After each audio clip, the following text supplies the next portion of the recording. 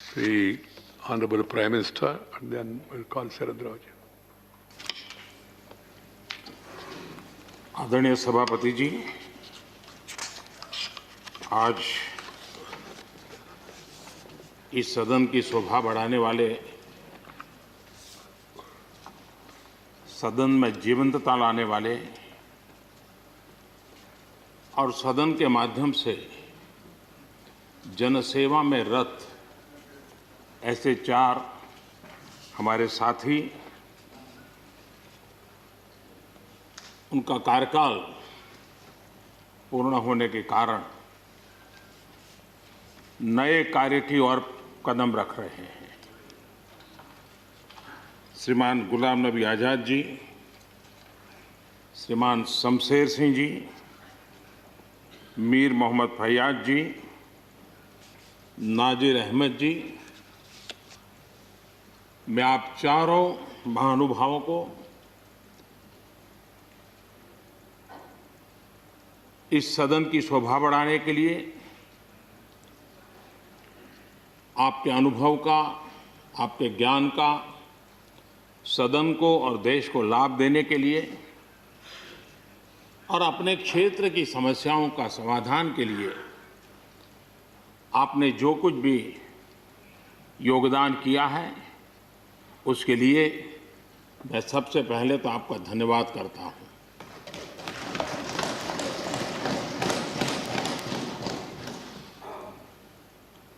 मीर मोहम्मद जी और नाजिर अहमद जी, ये दोनों ऐसे साथी, सदन में शायद उनकी तरफ बहुत कम लोगों का ध्यान गया होगा, लेकिन कोई भी सत्र ऐसा नहीं होगा कि जिनके साथ मुझे मेरी चैम्बर में बैठ कर के अलग अलग विषयों पर सुनने का, समझने का मौका न मिला। इवन कश्मीर की भी बारीकियां जब उनके साथ बैठता था, कभी कभी तो वो परिवार के साथ भी आते थे, इतने अनेक पहलू मेरे सामने रखते थे, वो मेरे लिए भी बड़ा एनलाइटनिंग रहता था। तो मैं हमारे इन दोनों साथियों का, जो मेरे साथ व्यक्तिगत रूप से नाता रहा और जो जानकारियां मुझे वो मिलती थी, मैं उसके लिए उनका हृदय से आभार भी व्यक्त करता हूं। और मुझे विश्वास है कि उनका कमिटमेंट और उनकी क्षमता, ये दोनों देश के लिए और विशेष करके जम्मू कश्मीर के लिए काम आएगी। देश की एकता, देश के सुख शांति वैभव को बढ़ाने में काम आएगी, जब मुझे पूरा विश्वास है। हमारे एक साथी शमशेर सिंह जी, अब तो याद भी नहीं रहा कितने सालों से मैं उनके साथ काम करता रहा हूं, क्योंकि मैं संगठन की दुनिया में का इंसान रहा, इसी क्षेत्र में मैं काम करता था। कई वर्षों तक जम्मू कश्मीर में भी काम करने का मौका मिला। तो मेरे साथी कार्यकर्ता के रूप में कभी एक स्कूटर पर ट्रैवल करने का मौका मिलता था। बहुत छोटी आयु में जो इमरजेंसी में जेल में गए, उसमें शमशेर सिंह जी थे। और इस सदन में शमशेर सिंह जी की उपस्थिति 96% है। ये अपने आप में, यानी जो दायित्व जनता ने उनको दिया, उसको बिल्कुल 100% निभाने का प्रयास। मृदुभाषी हैं, सरल है, और मुझे विश्वास है कि जम्मू कश्मीर से रिटायर्ड होने वाले चार आदरणीय सदस्यों के लिए उनके जीवन का यह कार्यकाल सबसे उत्तम कार्यकाल है, क्योंकि इतिहास ने एक नई करवट बदली है और जिसके वो साक्षी बने हैं, सहयात्री बने हैं। ये उनके जीवन की बहुत बड़ी घटना है। श्रीमान गुलाम नबी जी, मुझे चिंता इस बात की है कि गुलाम नबी जी के बाद इस पद को जो संभालेंगे, उनको गुलाम नबी जी से मैच करने में बहुत दिक्कत पड़ेगी।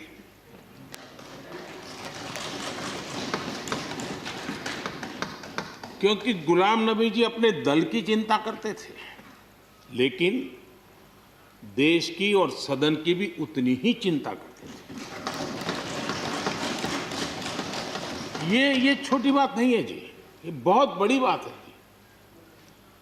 वरना अपोजिशन के लीडर के रूप में अपना दबदबा पैदा करना, ये सब मोह किसी को भी हो सकता है, लेकिन उन्होंने सदन से, मैं शरद पवार जी को भी इसी कैटेगरी में रखता हूं, वे सदन की और देश की चिंता को प्रायोरिटी देने वाले नेताओं में से रहे। गुलाम नबी जी ने बखूबी इस काम को निभाया है। मुझे याद है इस कोरोना काल में मैं एक फ्लोर लीडर्स की मीटिंग कर रहा था, तो उसी दिन गुलाम नबी जी का फोन आया। तो मोदी जी, ये तो ठीक है आप करते हैं, लेकिन आप एक काम कीजिए, सभी पार्टी लीडर्स की मीटिंग जरूर बुलाइए।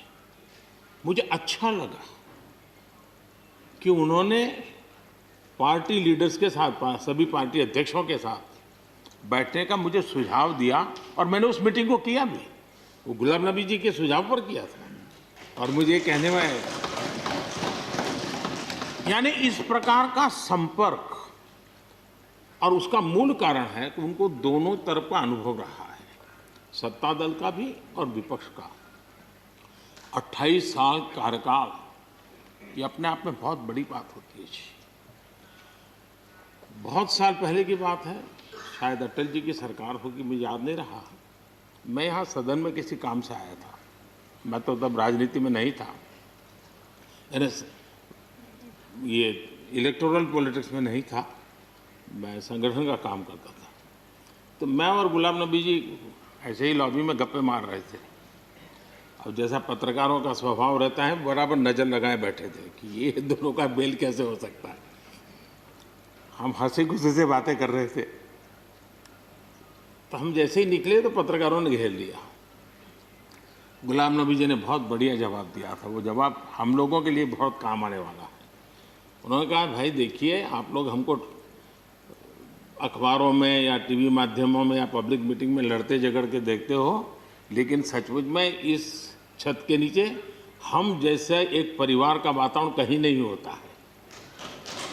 इतनी हमारी आत्महत्या होती है, इतने सुख दुख होते हैं। ये जो स्पिरिट है, वो स्पिरिट अपने आप में बहुत बड़ी बात होती है। गुलाम नबी जी का एक शौक शायद बहुत कम लोगों को पता होगा, और कभी उनके साथ बैठोगे तो बताएंगे। हम सरकारी बंगलों में रहते हैं, तो बंगले की दीवारें, अपना सोफा सेट, उसी के आसपास हमारा दिमाग रहता है। लेकिन गुलाम नबी जी ने उस बंगले में जो बगीचा बनाया है, यानी एक प्रकार से कश्मीर की घाटी की याद दिला दे, ऐसा बगीचा बनाया है। और इसका उनको गर्व भी है। वो समय देते हैं, नई नई चीज़ें जोड़ते हैं, और हर बार जब कंपटीशन होती है तो उनका बंगला नंबर 1 ले आता है। यानी अपने सरकारी जगह को भी कितने प्यार से संभालना, यानी बिल्कुल मन से उन्होंने इसको संभाला है। जब आप मुख्यमंत्री थे, मैं भी एक राज्य का मुख्यमंत्री के नाते काम करता था, हमारी बहुत गहरी निकटता रही उस कालखंड में। शायद ही कोई ऐसी घटना मिल सकती है कि जबकि हम दोनों के बीच में कोई संपर्क सेतु न रहा हो। एक बार गुजरात के यात्री, क्योंकि जम्मू कश्मीर में जाने वाले टूरिस्ट में गुजरात बहुत बड़ा नंबर रहता है, और टेररिस्टों ने पर हमला कर दिया। करीब 8 लोग शायद मारे गए। सबसे पहले गुलाम नबी जी का मुझे फोन आया।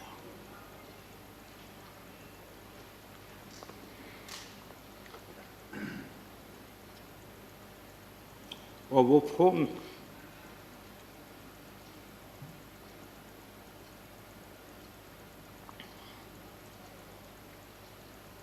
सिर्फ सूचना देने का नहीं था,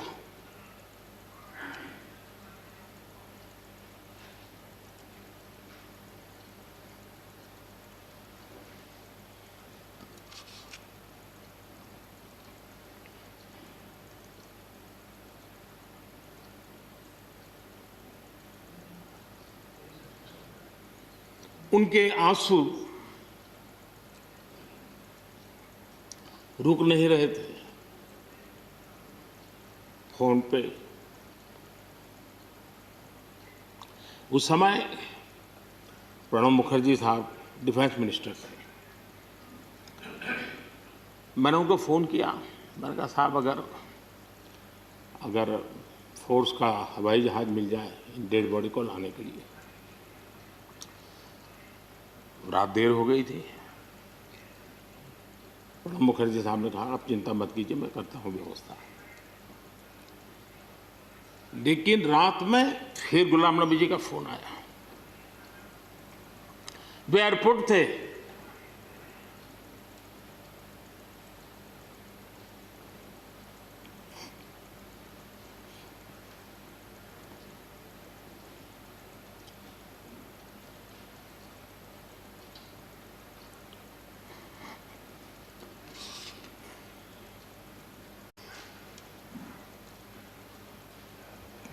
एयरपोर्ट से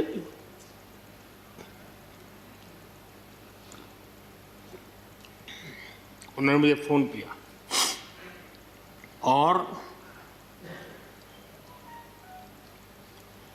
जैसे अपने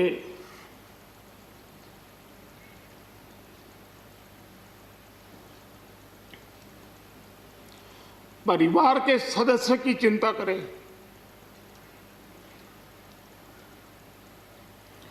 वैसी चिंता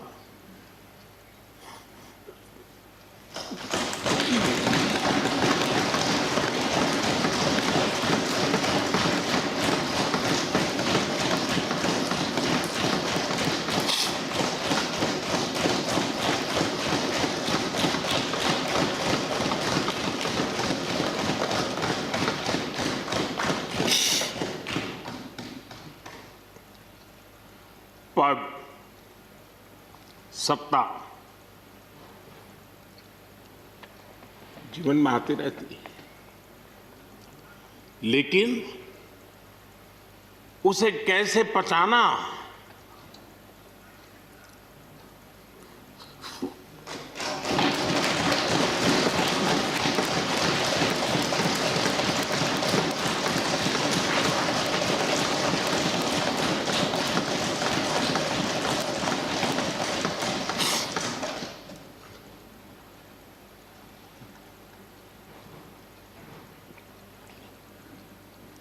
मेरे लिए बड़ा भावुक पल था।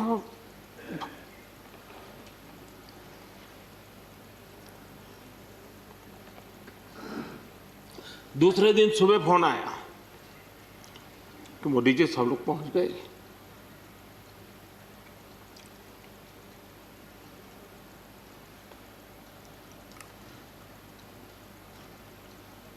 इसलिए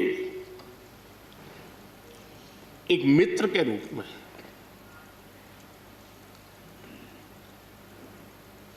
गुलाम नबी जी को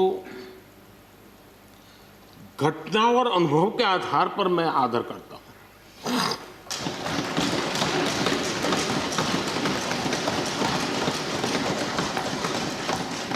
और मुझे पूरा विश्वास है कि उनकी सौम्यता, उनकी नम्रता, इस देश के लिए कुछ कर गुजरने की उनकी कामना, वो कभी उनको चैन से बैठने नहीं देगी। और मुझे विश्वास है कि जो भी दायित्व जहां भी वो संभालेंगे, वे जरूर वैल्यू एडिशन करेंगे, कंट्रीब्यूशन करेंगे और देश उनसे लाभान्वित होगा। ये सब मेरा पक्का विश्वास है। मैं फिर एक बार उनकी सेवाओं के लिए आदरपूर्वक धन्यवाद करता हूं और व्यक्तिगत रूप से भी मेरा उनसे आग्रह रहेगा कि मन से मत मानो कि अब आप इस सदन में नहीं हो। आप के लिए मेरे द्वार हमेशा खुले, इन चारों माननीय सदस्यों के लिए खुले हैं। आपके विचार, आपके सुझाव, क्योंकि देश में सब बहुत ज़रूरी होता है। ये अनुभव बहुत काम आता है, मुझे मिलता रहेगा, ये अपेक्षा मैं रखता ही रहूँगा। आपको मैं निवृत्त होने नहीं दूंगा। फिर एक बार बहुत शुभकामनाएं, धन्यवाद। ಹೆಚ್ಚಿನ ವಿಡಿಯೋಗಳಿಗೆ ಪ್ರತಿಧ್ವನಿ ಯೂಟ್ಯೂಬ್ ಚಾನೆಲ್ ಸಬ್ಸ್ಕ್ರೈಬ್ ಮಾಡಿ, ಬೆಲ್ ಐಕಾನ್ ಕ್ಲಿಕ್ ಮಾಡಿ.